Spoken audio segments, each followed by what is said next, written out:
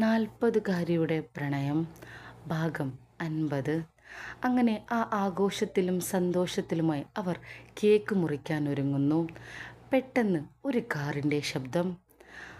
കാറിൽ നിന്നിറങ്ങി പെട്ടെന്ന് തന്നെ ഒരു പെൺകുട്ടി അകത്തേക്ക് കയറുന്നു. എല്ലാവരും അങ്ങോട്ടേക്ക് നോക്കി. ആ പെൺകുട്ടിയുടെ മുഖം വ്യക്തമായി കണ്ടപ്പോൾ മീനു പെട്ടെന്നൊന്ന് ഞെട്ടി, ഒന്ന് പതറി. പെട്ടെന്ന് തന്നെ അവൾ നിശ്ചലമായി. ആ പെൺകുട്ടിയുടെ വരവ് ആ വീട്ടിലെ സന്തോഷത്തെ തല്ലിക്കിടത്തുന്നത് പോലെയായിരുന്നു. അതുവരെ ആ വീട്ടിൽ നിറഞ്ഞു നിന്നിരുന്ന പലരുടെയും മുഖത്തെ ചിരി അവളെ കണ്ടതോടെ മാഞ്ഞു തുടങ്ങി. അവൾ സന്തോഷത്തോടെ കയറി വന്ന് മീനുവിൻ്റെ അമ്മയെ ചേർത്ത് പിടിച്ചു. മുത്തശ്ശി, ഹാപ്പി ബർത്ത്ഡേ മുത്തശ്ശി, സുന്ദരിയായിട്ടുണ്ടല്ലോ. എൻ്റെ പുത്രക്കിശിക്ക് ഇത്രയും സൗന്ദര്യം ഉണ്ടായിരുന്നോ? അവൾ കെഞ്ചിക്കൊണ്ട് മുത്തശ്ശിയോട് ചോദിച്ചു. എൻ്റെ മോള് വന്നല്ലോ, ഞാൻ ഇപ്പോൾ ഓർത്തേ ഉള്ളൂ മോള് കൂടി ഉണ്ടായിരുന്നെങ്കിലെന്ന്. സത്യമായിട്ടും സത്യം.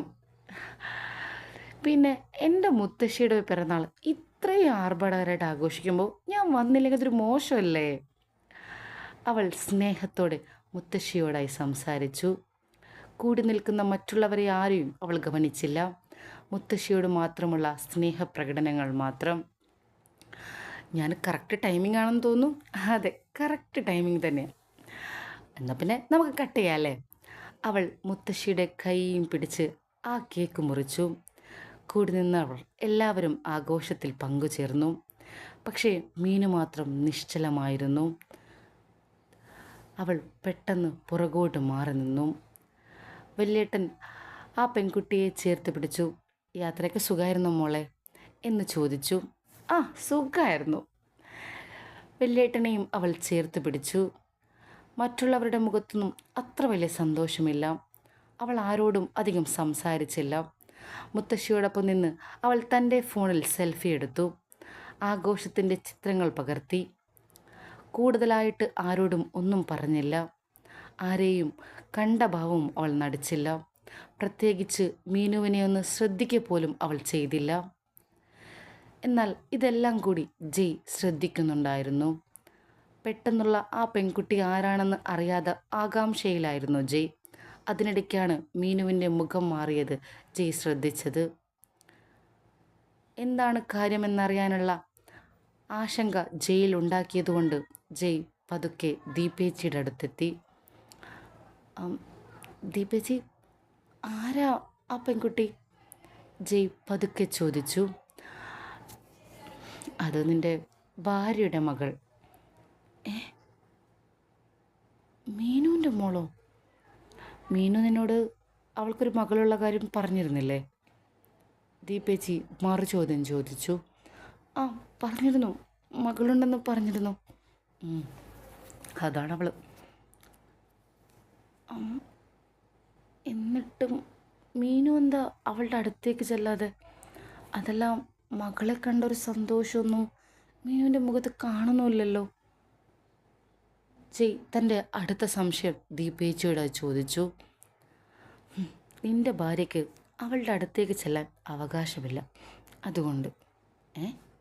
അതെന്താ അങ്ങനെ? അതങ്ങനെയാണ്. എനിക്ക് മനസ്സിലായില്ല, എന്താ കാര്യം? അത് നീ നിൻ്റെ ഭാര്യയോട് ചോദിക്കും. എന്നോട് ചോദിച്ചതുകൊണ്ട് ഉത്തരം കിട്ടോ?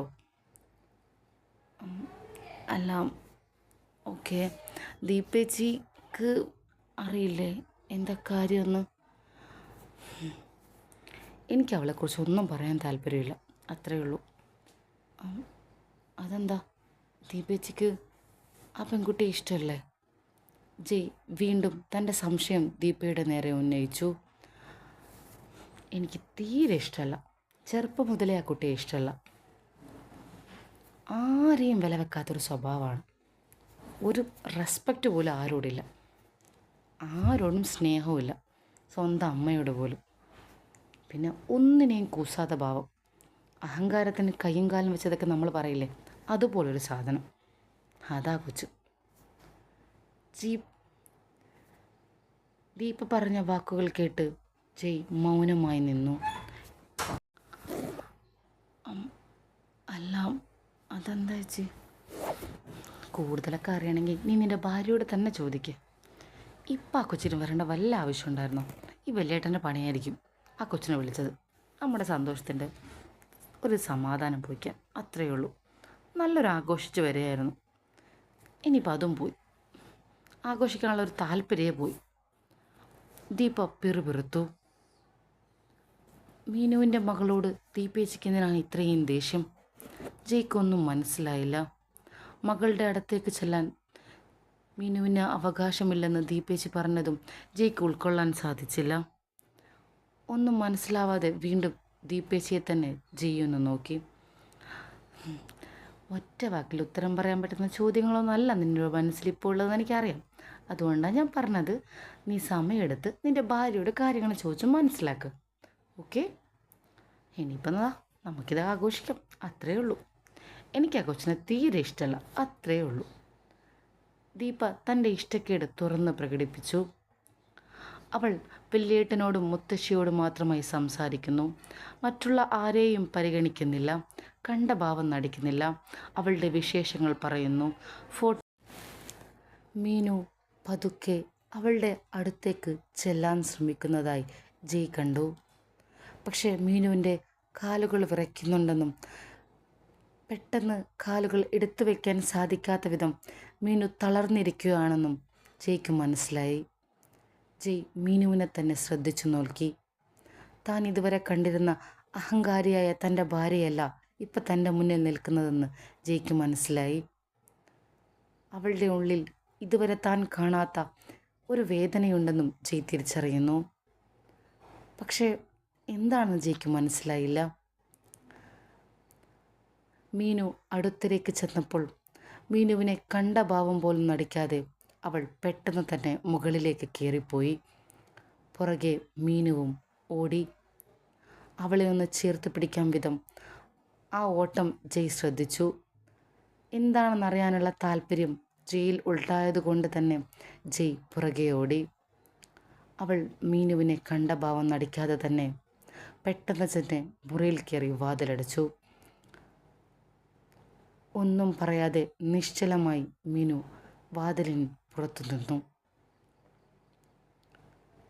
കുറച്ചു നേരത്തെ ആ നിൽപ്പിനു ശേഷം കരഞ്ഞുകൊണ്ട് മീനു തൻ്റെ മുറിയിലേക്ക് ഓടി. ജയ് പുറകെയും.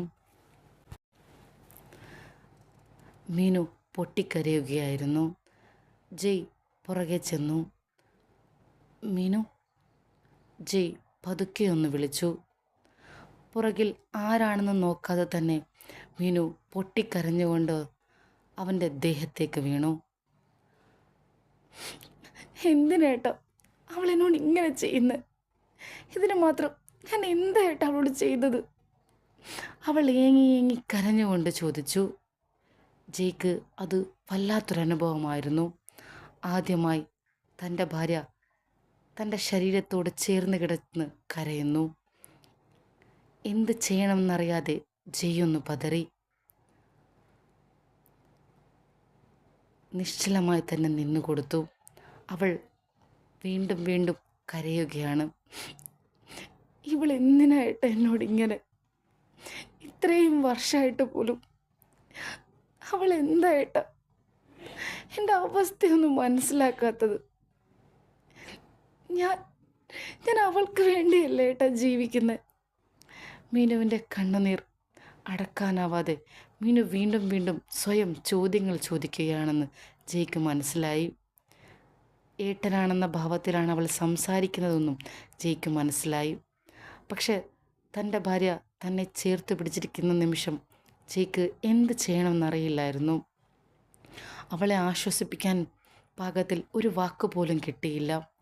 അഹങ്കാരിയായിരുന്ന, തന്നെ അനുസരിപ്പിച്ചിരുന്ന, തനിക്ക് ആജ്ഞകൾ മാത്രം തന്നിരുന്ന തൻ്റെ ഭാര്യ ഇന്ന് എല്ലാം തകർന്നൊരവസ്ഥയിൽ കരയുന്ന കണ്ടപ്പോൾ അവളോട് ഇതുവരെ തനിക്കുണ്ടായിരുന്ന ദേഷ്യം പെട്ടെന്ന് ഇല്ലാതായതുപോലെ ജയ്ക്ക് തോന്നി. അവൻ്റെ മനസ്സ് വല്ലാണ്ടങ്ങ് വേദനിക്കുന്നുണ്ട് അവന് തോന്നി. സ്വന്തം മകൾ എന്തുകൊണ്ടായിരിക്കും ഇവളെ വെറുക്കുന്നതെന്ന് ജയ് സ്വയം ചിന്തിച്ചു. എന്തായിരിക്കും ഇവർക്കിടയിലുണ്ടാവുന്ന പ്രശ്നം? ജയ് അതിങ്ങനെ ആലോചിച്ച് നിൽക്കുമ്പോഴും മീനു കരഞ്ഞു കരഞ്ഞ് തളർന്നിരുന്നു. മീനുവിൻ്റെ കണ്ണുനീർ തുള്ളി തൻ്റെ ഷർട്ടിൽ ഉതിർന്ന് തൻ്റെ ഹൃദയത്തേക്ക് ചേർത്ത് പിടിക്കുന്നത് പോലൊരവസ്ഥയായിരുന്നു ജയ്ക്ക്. അവളെ ഒന്ന് ചേർത്ത് പിടിക്കണമെന്ന് ആ നിമിഷം ജയ്ക്കൊന്ന് തോന്നി. പക്ഷേ വിവാഹത്തിന് മുമ്പ് ജയ് അവൾക്ക് നൽകിയ വാക്കാണ്, ഒരിക്കലും മീനുവിൻ്റെ ശരീരത്തിലേക്ക് സ്പർശിക്കാൻ ശ്രമിക്കില്ല. പെട്ടെന്ന് തന്നെ ജയ് ആ വാക്കൊന്നോർത്തു. അതുകൊണ്ട് തന്നെ അവൾക്ക് കരയാൻ പാകത്തിനായി അവൻ നിന്നുകൊടുത്തു. കരഞ്ഞ് കരഞ്ഞ് അവൾക്കൊരാശ്വാസം കിട്ടട്ടെ എന്ന് മാത്രം അവൻ കരുതി. ഒരു വാക്ക് പോലും പറഞ്ഞില്ല. കരഞ്ഞു തളരുന്നത് വരെ അവൻ കൂടെ നിന്നു. ഈ ഭാഗം ഇഷ്ടമായാൽ ചാനൽ സബ്സ്ക്രൈബ് ചെയ്യാനും ലൈക്ക് ചെയ്യാനും കമൻറ്റ് ചെയ്യാനും മറക്കരുത്. അടുത്ത ഭാഗം ഉടൻ വരും.